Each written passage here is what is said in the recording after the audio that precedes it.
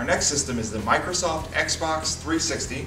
It's an American system, arguably one of the most popular in America, though some people would differ in their opinion.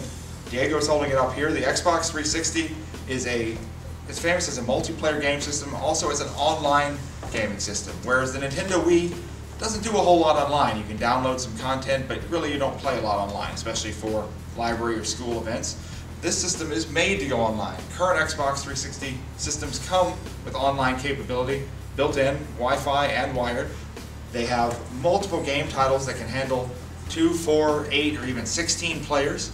Because it has that online capability, it can connect with people at other libraries, other locations around the entire world. You can have tournaments with it, you can connect with someone in another state and play against them. You have the ability to sort of run these multiplayer games without having to have a lot of space or even a lot of people in attendance at your own building. Now, if you do though, the Xbox 360 has multiple titles to choose from. Let's start with those.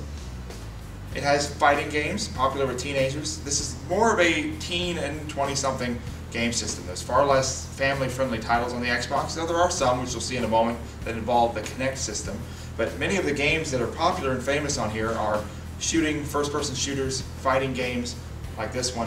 Very similar to Super Smash Bros., just in a slightly more grown-up sense. It has Marvel comic characters and Capcom comic characters fighting one another in a virtual world. Okay, we have games like this. Halo. Halo is one of the most popular series in the world, if not just on the Xbox. It is a first-person shooter, meaning you're seeing out the eyes of your character, playing as an armored soldier who's battling aliens or other such armored soldiers on some sort of foreign planet. Okay? There are musical games, and this is probably the Xbox's biggest claim to fame behind the first-person shooters. Games like Rock Band 3. Rock Band 3 involves musical talent and actual musical instruments that are simulating real-life instruments. We have some down below we'll show you shortly here, but these games involve multiple players playing in an actual full band. Rock Band 3, for example, allows you to have a drummer, a guitarist, a bassist, a singer, and even a keyboard player, all in one game. Now, the next thing on the Xbox is the Kinect. The Xbox Kinect is their version of the Wii, the motion gaming experience. This is actually a portable camera that is part of the Kinect system. You have to buy an Xbox with Kinect, or you can buy a separate Kinect piece to add to your existing game system. This camera is mounted on the TV, in front of the TV above it, and allows players to stand in front of it without a single controller in their hand and act out the motions of the game. There are games like this, and this is where the family-friendly comes in on the Xbox.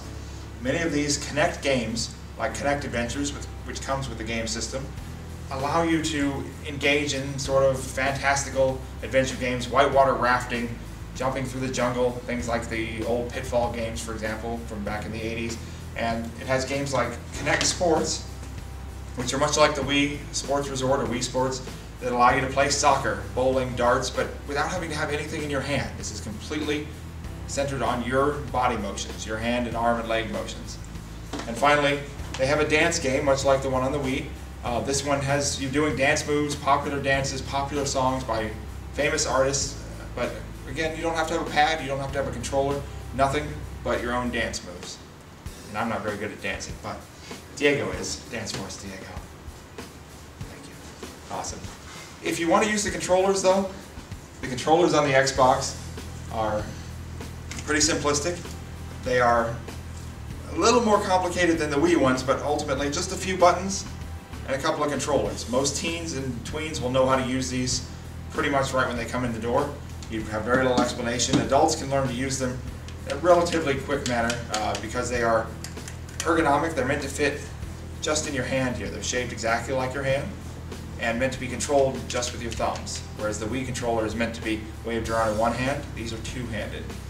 These can be wireless. All of the controllers are wireless out of the box, or if you choose, you can purchase a battery pack and connect them with a wire that allows the controller to be powered by the system and not have to require multiple batteries, or you can charge this reusable battery while you're playing or leave it to charge when you're not playing. Connects by a simple USB connector that most computers have, as well as the Xbox, which has 4 such USB ports on it.